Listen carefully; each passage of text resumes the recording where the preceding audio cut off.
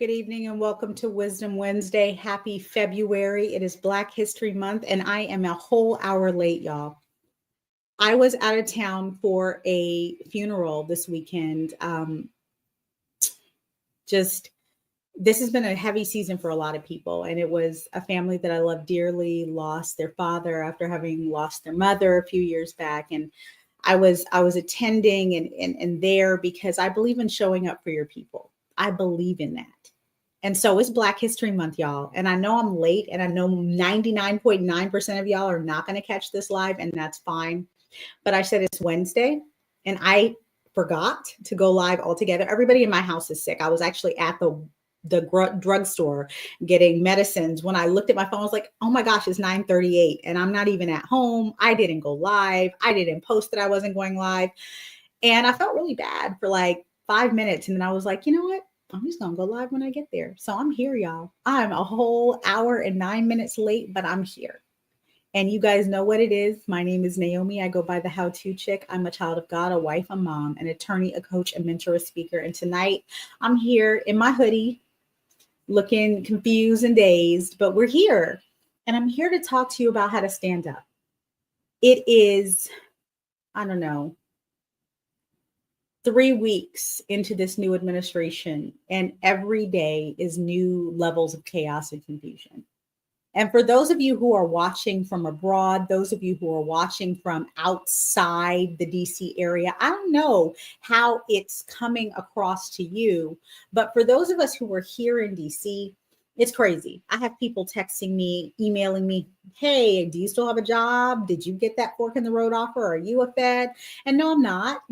I do work for a company that does that works for a federal agency. However, I am not a Fed.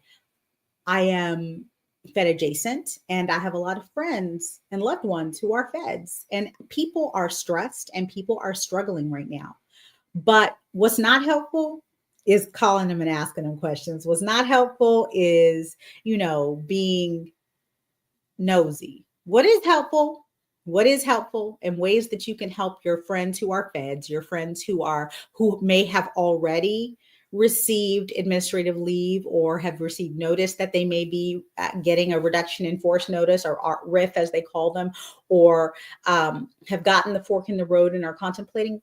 Pray for your people, lift them up, mention their names in rooms where they're not, show them an opportunity that they may not have thought of, save space for them. But don't spend a whole lot of time calling us and asking us, because I'm not even a Fed and people are always calling me and asking me, don't do that to your people. So tonight we're just going to talk about some practical ways to stand up in this season. I had the immense privilege and pleasure of hearing one of the best sermons I've heard in many, many years by Pastor Wesley Knight at a church in Atlanta. The name is escaping me now, but it's online. So Pastor Wesley Knight, he just preached it this weekend. And it's called Remembrance is Resistance. Because it's Black History Month, y'all. And if there's anything I am, I'm blackity black, blah, blah, black. 365 days a year. And I'm here to talk to you about what resistance has to look like for us in this season. And unfortunately, a lot of people are tired. And I, for one, have been talking a lot about rest on my platform. Rest is important. And we do need to rest in this season. But what we need to rest from is worrying. What we need to rest from is stressing. What we need to rest from is trying to predict the next move out of the lunatic that inhabits the White House. What we need to rest from is worrying about things that are outside our control. We can pray about them. We can pray for them.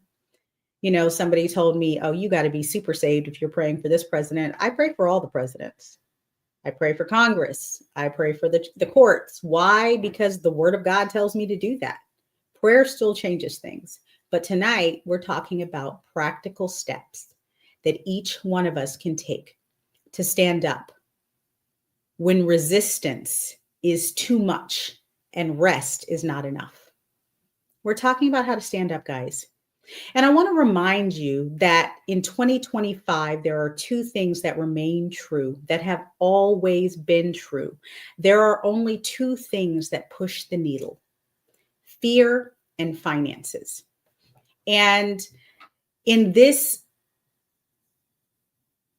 tumultuous time frame in which we find ourselves with all of these crazy things going on, a lot of people are operating from a place of fear. And they're operating from a place of thinking, I have to prepare. And realistically, there's not much that we can do to prepare if it's not already done. There are things, if you're a Fed, they're telling you download your SF50, download all of your retirement paperwork, make sure you have all of the information about your TSP, print everything. Do not try to save it. Do not just email it to yourself. Make sure you have it. If you, work for a federal contractor, make sure you have taken your personal effects home because people are being locked out of business, out of buildings. Practically speaking, yes, that makes sense. But for those of us who are not feds, for those of us who are just working every day and watching what's happening helplessly, knowing that our day-to-day lives are being affected, despite what the administration would have you believe, there are a lot of changes that took place that have resulted in the unfortunate series of events that we've been seeing with the Transportation Safety Administration being not as safe as it should be. And there are a lot of changes that are going to happen because a lot of agencies are being made less safe every single day. There are a lot of changes that we're going to have to make. And some people are going to get, those nice advance warnings. And sometimes we're all going to see it at the same time and just have to deal with it on the fly. But when it comes to what we can practically do right now to push the needle, fear and finances. So I was listening to Pastor Knight's sermon, and you guys know I'm unapologetically a God girl. So if you're not of faith, I get that, but it guides who I am. And so he was talking about how our theology and our religious convictions are often predicated on the philosophy and the theology of Christ as a peaceful person. But Jesus himself said that he did not come to bring peace but the sword. Jesus himself stood for injustice everywhere he went, and Jesus himself was turning over tables in the synagogue. So the reminder was put there that everything that has ever happened, and we were specifically talking about for Black people in America, has happened off of the demands that were made. It did not happen off of being peaceful. It did not happen off of asking nicely. It did not happen off of being model Negroes and Negresses and showing ourselves capable of being and behaving in the same way as other more accepted minorities or even the quote unquote good white folks behaved. It came as a result of demanding change. And even what we saw in the civil rights movement, I want to remind you guys of this because they will toss Martin Luther King the Jr. up there every day, every one of these 28 days of February, to remind us that he said to be peaceful and to not visit unto others what they deserve. And that, he had a dream. But when Martin's message changed, when Martin demanded equality, when Martin went to war against capitalism, that's when he became the enemy of the people. When Martin led the Montgomery boycott and cost the bus companies thousands upon thousands of dollars in bus fares, that's when the policies began to change. And so he was more powerful in his understanding of injustice. He was more capable in leadership when he had an understanding that America could not change until it acknowledged its original sin. And he embodied a message to each one of us that we would do well to remember. And that is this: no change has ever come that was not taken by force. And the force that has to be used is either fear or finances. The Montgomery bus boycott had and I looked this up, y'all. I knew I was going to talk about this, but then my computer reset, so I can't even tell you, but it had a huge economic toll on not just the bus companies, but the city of Montgomery. People weren't riding the buses and they weren't shopping or spending money. Everyone was combining their resources to make sure that anyone who was participating in the bus boycott had food and had transportation to their jobs or wherever they needed to go. And these people would get up and walk. My charge to anyone who's listening, and I don't care when you're listening, it could be today, which is February the 5th, 2025, or it could be 2 or 3 years from now. If you want to make change, it has to come from collective decisions that are consistent. And so what I'm hoping to see after the tumult goes down is a collective voice standing up and looking at what has been done and what has been said and the companies that have gone along to get along.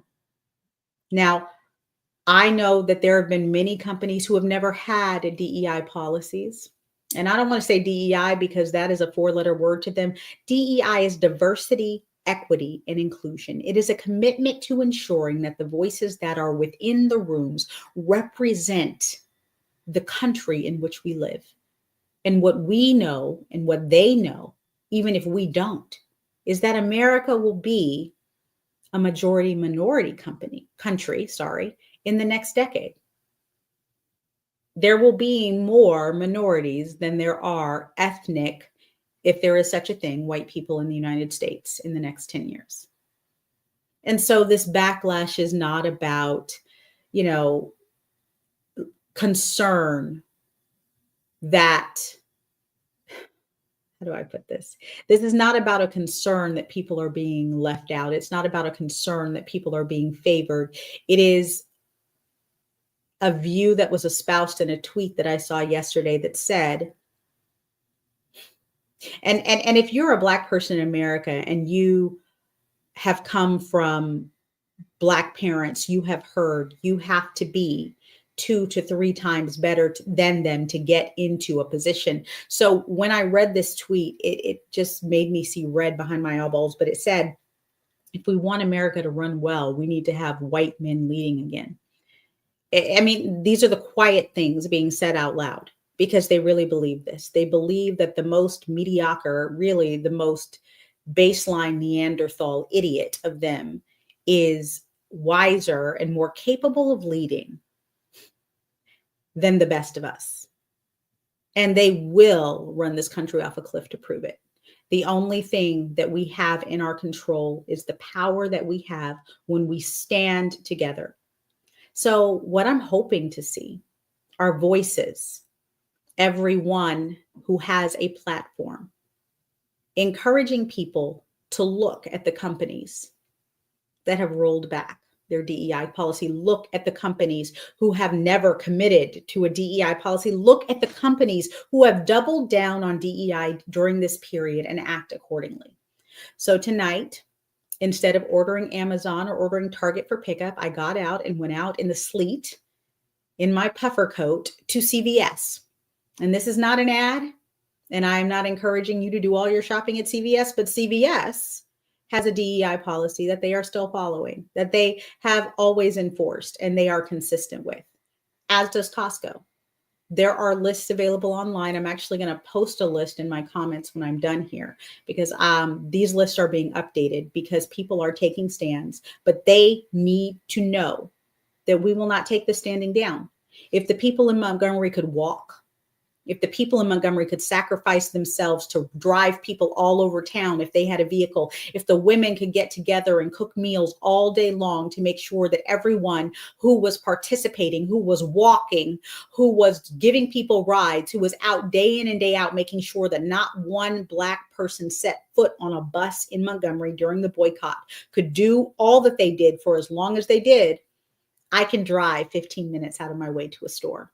I can go into that store and park instead of sitting and waiting for pickup. If we want to see meaningful change, we have to use the power that we have. The Black dollar is worth billions. It's time that we use it wisely. It's Black History Month, so I had to come on and say the quiet part out loud is now what they're saying. So let's say ours out loud. Stand up, stand together. Don't take it sitting down. It's Black History Month. Remember, our ancestors fought, and we should not lay down and roll over and take what they are dishing out just because our lives right now are convenient. Yeah, we don't know what's coming. It could get a dozen times worse. We're not in control of that. But what we can control is the power of the purse, and we should wield it wisely. Have a wonderful week. I don't even know what wonderful would look like at this point for me, but we're here and we're blessed. Let's stand up and choose wisely. Good night.